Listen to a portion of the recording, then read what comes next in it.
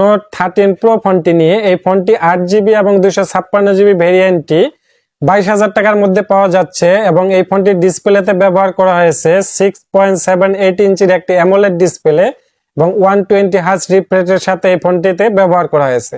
এবং এখানে PPI diamond পাবো আমরা 396 পিপিআই ডায়মন্ড পেয়ে যাব। সেই সাথে এই ফোনটির ডিসপ্লেতে প্রোটেকশন হিসাবে থাকছে কর্নিং গোরিল্লা গ্লাস 3।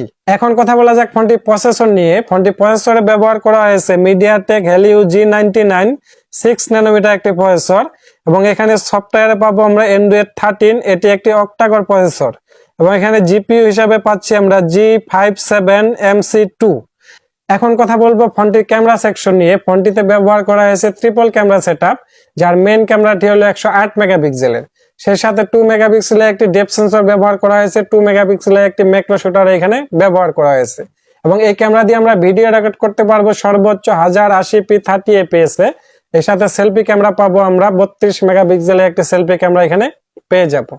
এখন কথা বলবো ফোনটির ব্যাটারি সেকশন নিয়ে। ফোনটিতে ব্যাটারিতে ব্যবহার করা হয়েছে 5000 mAh একটি বিগ ব্যাটারি, সাথে থাকছে 68 ওয়াটের একটি ফাস্ট চার্জার।